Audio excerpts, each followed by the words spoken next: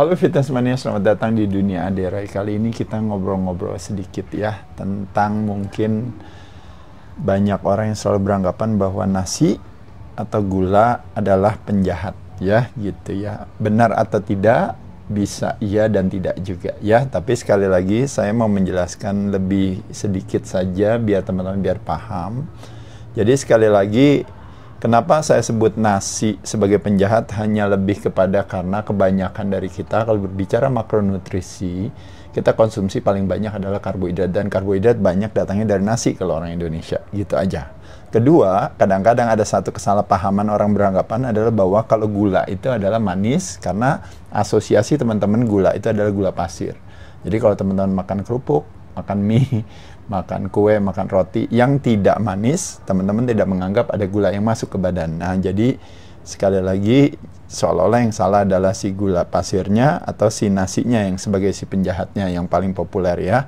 Terlepas daripada kandungan tersebut sebenarnya memang sudah ada, atau memang kalau boleh dibilang kita mengkonsumsikan ini otomatis memang terjadilah yang namanya proses kreasi lemak baru gitu ya, atau yang dikenal dengan namanya de novo baru itu lipogenesis ya, pembentukan lemak baru yang datang dari karbohidrat. Nah teman-teman sekalian, sekali lagi karbo pada dasarnya memberikan kita tenaga ya kalau teman-teman tahu, tapi apakah esensial? Tentu tidak. Kenapa? Karena tubuh manusia bisa mengkonsumsi atau bisa mendapatkan karbohidrat tidak hanya dari luar. Jadi kalau orang bilang kan, oh Mas Ade kan karbo kan berarti penting ya. Iya betul penting. Berarti saya harus makan dong karbo. Jawabannya bisa iya bisa tidak. Kenapa? Karena karbo bisa didapat dari luar ya teman-teman, bisa juga didapat dari dalam. Bagaimana cara mendapatkannya dari dalam? Nah salah satunya adalah kalau liver memproduksi yang namanya gliserol, itu dari mungkin pecahannya ketika terjadinya yang namanya molekul lemak di dalam tubuh kita yang namanya trigliserida dipecah, makanya nanti jadi gliserol, jadi tenaga buat badan kita. Pada saat puasa kita nggak dikasih makan, badannya menciptakan tenaga sendiri, menciptakan karbohidrat sendiri dari dalam, maksudnya itu. Tapi poin dari cerita ini teman-teman sekalian, sekali lagi kalau kita berbicara karbohidrat itu kalau kita konsumsikan yang dari luar akan dirubah oleh tubuh kita menjadi gula. Nah, gula di sini kalau teman-teman tahu karbohidrat itu namanya biasanya belakangnya pakai ada OC-OC-nya gitu ya. Misalnya karbohidrat kompleks, ini namanya glukose gitu ya, glukos. Biasanya dapatnya dari mana? Dari nasi, dari tepung terigu ya. Dan turunannya misalnya akhirnya nanti tepung terigunya bisa jadi mie, bisa jadi roti, bisa jadi kue, bisa jadi kerupuk, bisa jadi keripik dan sebagainya ya. Nah, fruktosa itu adalah karbohidrat yang berasal dari buah, gitu ya. Nah, karbohidrat yang berasal dari buah namanya fruktosa. Nah, ada satu keunikan daripada fruktosa ini, berbeda dengan glukosa di mana semua sel bisa menggunakannya. Kalau di fruktosa ini yang bisa menggunakan gula tersebut hanyalah liver aja yang bisa memetabolisme si fruktosa tersebut. Makanya kenapa di satu sisi seolah-olah fruktosa itu bagus. Kenapa? Karena dia bukannya glukosa, maka ketika teman-teman mengkonsumsikan fruktos, kan salah satu indikatornya kalau kita berbicara, kalau saya makan karbo, nanti gula darah saya naik gitu ya. Nah masalahnya gula darahnya kita nggak naik gitu ya, karena glukos blood yang ada di dalam darah kita pada saat kita mengkonsumsikan fruktosa itu tidak, impact-nya tidak signifikan. Nah makanya jadi ketika makan buah, oh gula darahnya kok nggak naik, nggak apa-apa dong berarti ya kan, seolah-olah gitu. Tapi masalahnya ketika fruktosa berlebihan, di mana kapasitas menampung liver kita itu terbatas, hanya bisa menampung hanya cuma si liver aja, terbatas. Nah pada saat itulah kelebihan gula dari buah itu, makanya akan disimpan di dalam sel lemak, di mana kalau lemak ada di liver gitu, atau lemak ada di otot, atau lemak ada di pankreas misalnya, itu adalah tempat-tempat di mana yang tidak didesain untuk terjadinya lemak gitu ya. Masuk juga di dalam kategori yang disebut dengan namanya visceral fat atau lemak yang ada di dalam organ, dan itu yang sangat pro-inflamasi, dan itu yang berhubungan nanti dengan yang namanya resistensi insulin. Sel tidak sensitif terhadap insulin ya, jadi inflamasi yang begitu besar, terjadi peradangan yang begitu besar. Makanya kenapa bukan ide baik. Nah fruktosa kadang-kadang tidak hanya didapat dari buah, tidak hanya didapat dari gula buah, tapi juga salah satunya yang paling populer, fruktosa banyak datang dari mana teman-teman sekalian? Banyak datang dari makanan-makanan kemasan Nah, makanan-makanan kemasan biasanya kandungan fruktosanya besar, itu yang disebut namanya high fructose corn syrup. Nah, itu salah satu kandungan yang teman-teman boleh minimalkan ya. Selain itu juga yang paling populer juga adalah apa? Yaitu adalah sukrosa. Kalau laktosa ini dari susu biasanya ya.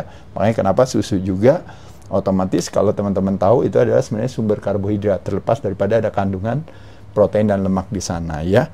Tapi sukrosa ya kalau teman-teman tahu itu adalah gula pasir. Nah, gula pasir itu kandungannya adalah 50% fruktos dan glukos. Nah, jadi teman-teman bisa lihat di sini, makanya kenapa terjadi akhirnya kita bisa bilang dia sebagai dalam tanda kutip akhirnya penjahat ya, karena kalau kita bicara lemak itu bisa ditaruh di yang namanya di bawah kulit, bisa ditaruh di namanya di organ ya. Nah, kalau di organ itu yang disebut namanya visceral atau yang tadi disebut namanya ectopic fat ya.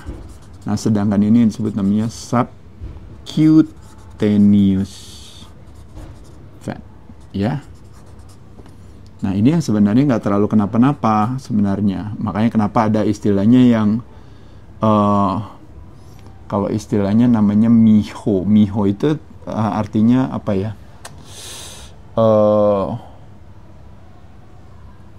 Metabolic healthy obesity gitu ya. Jadi ada istilah orang bilang, oh dia gemuk, tapi ternyata dia nggak terlalu nggak resistensi insulin atau resistensi insulinnya kurang karena kebanyakan lemaknya adanya di subcutaneous. Nah, tapi kalau terus-menerus teman-teman terus-menerus mengkonsumsikan gula yang berlebihan dan sebagainya, nah nanti ada namanya threshold, batas ambang di mana akhirnya badannya tidak memungkinkan lagi untuk akhirnya yang terjadi lemak di organnya harus dibuang ke organ. Nah, pada saat itu makanya kenapa jadi lemaknya makin lama makin besar, makin gede. Nah, kalau lemaknya semakin besar secara ukuran itu disebut namanya hypertrophy. Sedangkan kalau di subcutaneous itu biasanya yang terjadi yang disebut namanya hyperplasia ya. Plasia itu artinya lebih kepada muncul lemak baru lagi gitu ya. Tapi kalau pada saat dimana threshold itu batas ambangnya udah nggak bisa lagi memproduksi lemak baru, nah pada saat itu makanya otomatis lemaknya akhirnya size-nya bertambah besar. Nah, problemnya sama kebanyakan kita mengkonsumsikan makanan-makanan kemasan, mengkonsumsikan gula pasir, mengkonsumsikan mungkin berbagai hal ya, mungkin yang tadi saya bilang makanan-makanan olahan. Nah, itu yang berkontribusinya banyaknya di organ. Nah, nanti makanya kenapa akhirnya hubungan dengan ketidakmampuan tubuh untuk bertoleransi terhadap si karbohidrat tadi gitu. Nah, makanya kenapa tadi kita akhirnya bilang bahwa jadi penjahatnya adalah si gulanya, si karbonya. Nah, jadi oleh sebab itu teman-teman sekalian, kalau kita lihat dari cerita ini sebenarnya terus solusinya gimana kan gitu ya. Nah, solusinya yang saya sering cerita ya, yang paling gampang yaitu adalah puasa. 2, ya otomatis berarti harus kontrol karbo. Dan yang ketiga, aktivitas yang membakar gula paling efektif dalam waktu yang paling singkat, yaitu adalah latihan beban. Karena ini tiga-tiganya strategi ini adalah strategi yang berhubungan dengan meningkatkan sensitivitas insulin. Kebalikannya, kalau kita tidak melakukan hal ini dan banyak makannya, justru makan ini semua, dan akhirnya seolah-olah berarti yang salah adalah si gulanya, pasirnya, si nasinya, si karbonya, si makanan kemasannya. Nah, pada saat itulah makanya badan tidak sensitif lagi terhadap insulin. Nah, salah satunya karena apa? Karena terjadinya konsumsi makanan yang berlebihan kita ya. Jadi makan pagi naik, makan siang naik, makan malam naik lagi, di sore makan lagi, di antara pagi dan siang makan lagi, bahkan sebelum tidur makan lagi. Jadi makanya terjadi kenaikan yang luar biasa. Jadi naik terus di sini. Jadi akhirnya membayangkan, akhirnya badan harus memproduksi insulin yang terlalu besar, akhirnya selnya muak terhadap insulin karena kebanyakan, makanya dia menolak. Ya, nah ketika menolak, nah problemnya kan adalah ketidakmampuan tubuh untuk bertoleransi terhadap gula. Nah, jadi ini yang saya mau sampaikan teman-teman di sini, bukan masalah dia itu jahat atau tidak, tapi kalau analoginya saya sering cerita teman-teman sekalian. Ada kucing tuh, Des. Say hi dulu deh sama kucing. Anissa.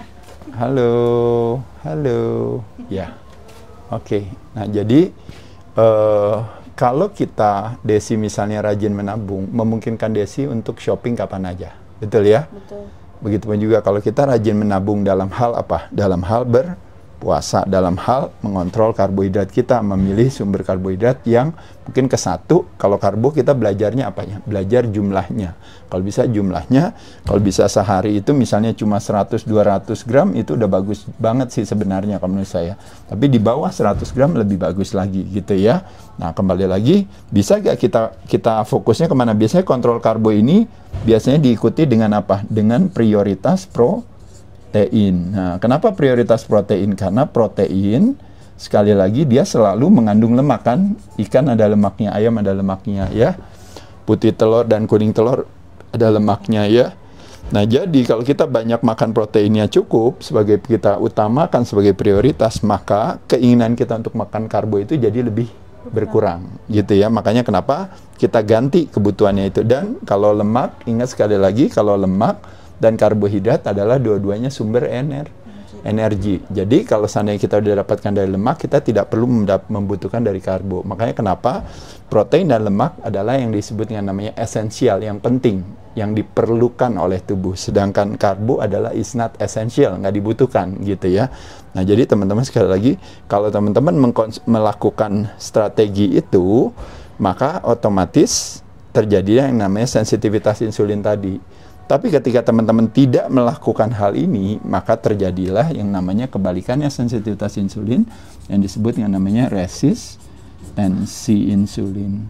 Nah, resistensi insulin yang akan makanya menjadi salah satu daripada penyebab termasuk konsekuensi daripada berbagai yang namanya klaim asuransi, apakah yang sifatnya komersial maupun yang sosial, kalau teman-teman tahu. Nah, jadi sekali lagi permasalahan yang berhubungan dengan metabolisme ya, atau ketidakfleksibelan tubuh kita terhadap metabolisme itu, sehingga jadi akhirnya teman-teman jadi pada gemuk, punya permasalahan dengan jantung, punya permasalahan dengan pembuluh darah, tekanan darah tinggi, gula darah tinggi, kolesterolnya juga jadi akhirnya tinggi. Lalu selain itu juga terjadi pengentalan darah, terjadi inflamasi, stroke ya, bahkan juga termasuk juga berbagai permasalahan-permasalahan yang berhubungan dengan kalau istilahnya imbalances secara hormonal. Jadi akhirnya tubuh membuat satu yang namanya mekanisme defensif dengan bereaksi atau beresponsi terhadap situasi itu. Makanya kenapa akhirnya terjadi yang namanya autoimmune disease, hypothyroid, terjadinya leaky gut, terjadinya alergi, terjadinya bahkan tumor, cancer dan sebagainya. Ya, jadi oleh sebab itu teman-teman sekalian, ini satu hal yang sederhana, alasan makanya kenapa kita harus mengontrol karbo itu lebih kepada kalau most of the time kita punya pola perilaku ini, berarti anytime kita bisa nikmatin karbo. Paham nggak maksudnya? Jadi intinya sekali lagi, kalau kita setiap hari usaha, kerja, nabung dan sebagainya, sekali-sekali boleh nggak kita belanja-belanja, Des? Boleh? Boleh. Jadi kita dieting, kita training, exercising ya, kita sleeping ya, resting, maka anytime kita bisa shopping. Nah, kebalikannya juga sama teman-teman sekalian. Jadi bukan masalah, oh nasi berarti dia penjahat, gula berarti dia penjahat. Masalahnya tubuh kita tidak punya kemampuan untuk bertoleransi terhadap mereka. Sehingga jadi akhirnya pada saat itulah kita maknai dia sebagai penjahat. Padahal kejahatan itu otomatis terjadi ketika apa? Ketika kita tidak punya kemampuannya. Jadi nggak mampu bayar, jadi akhirnya ketika belanja, akhirnya yang salah kan kredit cardnya nanti. Ntar yang salah adalah barangnya yang terlalu mahal dan sebagainya. Padahal yang salah adalah kitanya tidak punya manajemen dalam mengatur keuangan. Nah, dalam hal ini kita tidak punya manajemen dalam mengatur kesehatan. Jadi apa yang kita masukkan ke dalam mulut kita dan bagaimana kita bisa mengoptimalkan. Salah satu aktivitas yang membakar gula paling efektif dalam waktu yang paling singkat adalah latihan beban. Dan latihan beban hubungannya dengan apa? Hubungannya dengan otot rangka. Nah, otot rangka siapa itu dia? Is the largest site of glucose disposal. Tempat pembuangan gula terbesar ada di sana. Dia yang mengaktifasi yang namanya sensitivitas insulin yang menjadi lawannya daripada resistensi insulin.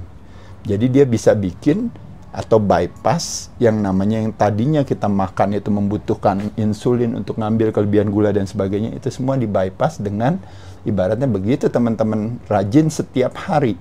Jadi jangan menunggu untuk cari waktu yang harus sejam 2 jam harus pergi ke fitness center, nggak usah. Kelar sholat teman-teman hanya sekedar cuma push up aja, cuma plank aja. Lakukan gerakan-gerakan yang sederhana, bahkan bisa melakukan yang namanya grip strength dengan ada alat ya yang gampang, misalnya cuma nyetekan ini apa berapa kali aja. Itu teman-teman setiap hari gara-gara teman-teman masukin karbo, 80% daripada gula yang beredar di peredaran darah kita bisa langsung ditarik ke otot kita. Jadi teman-teman itu hal-hal yang sederhana. Otot ketika dikencangkan yang terangsang kekuatannya tulang. Otot ketika dikencangkan signalnya ke otak kita juga jadi lebih optimal. Karena otak kita hidupnya dari signal dan 95% signal come from movement. Dan latihan beban atau pengencangan otot rangka adalah is one of the ultimate yang namanya kalau kita berbicara kontribusi signal kepada otak kita. Nah jadi teman-teman kebermanfaatannya luar biasa. Jadi jangan gampang untuk bilang bahwa boleh gak kita mau nikmatin nasi Des? Boleh? Boleh gak kita nikmatin mungkin makanan kuliner yang kadang-kadang juga ada kandungannya pasti manisnya, mungkin ada kandungan gulanya, boleh gak? Boleh. Boleh, tapi kita harus punya apa? Kemampuan bertoleransi. Kalau saat ini belum ada kemampuannya, kalau teman-teman sekarang ini ternyata udah terlalu gemuk, terlalu resistensi insulin, mungkin sebagian udah masuk ke dalam pre-diabetes atau bahkan mungkin sebagian dia diabetes tipe 2, jangan pernah kecil hati. Kenapa? Karena penyakit-penyakit tersebut itu bukanlah sesungguhnya penyakit, tapi lebih kepada ketidakseimbangan tubuh. Makanya tubuh menciptakan keseimbangan baru, attempt to create yang namanya homeostatis dengan cara apa? Dengan cara akhirnya menunjukkan tendensi-tendensi tersebut. Tapi tendensi tersebut ketika gula darahnya naik, ketika tekanan darahnya naik, ketika kolesterolnya naik, jangan dimaknai sebagai pelemahan hati, tapi sebagai sebuah alarm, sebagai reminder untuk kita bilang, oh berarti saya harus segera cepat-cepat apa? Merubah perilaku saya. Kalau teman-teman harus ada intervensi medis, itu lebih kepada sifatnya yang namanya urgensi. Jadi ketika gula darahnya terlalu tinggi terjadinya yang namanya hyperglikemia, otomatis harus cepat diturunkan gitu ya. Nggak bisa nunggu dengan motivasi, oke siap saya mau olahraga, udah nggak keburu. Nah makanya kenapa akhirnya teman-teman konsumsikan obat di sana. Jadi medikasi sekali lagi selalu saya bilang bahwa selalu ada pesan di balik daripada medikasi. Memang gejalanya ditekan, tapi dia memberikan kesempatan kepada kita untuk apa? Untuk merubah perilaku kita dengan cara apa? Yang sederhana yang saya lakukan tadi. Puasa, kontrol karbo, prioritas protein ya, bijaksana dengan lemak juga ya, karena salah satu lemak yang buruk yaitu yang kebanyakan kita dapatkan justru malah dari minyak goreng dan juga margarin yang sangat proinflamasi karena kandungan omega 6 yang terlalu tinggi, yang akhirnya bisa menyebabkan terjadinya yang namanya peradangan di pembuluh darah. Bukan ide yang baik. Dan yang melakukan latihan beban boleh ditutup dengan cardio exercise. Kurang lebih itu teman-teman. Semoga bermanfaat ya. Jadi sekali lagi, nasi dan gula tergantung bisa jadi menjadi penjahat bagi kita kalau kita tidak punya toleransi terhadapnya. Ada?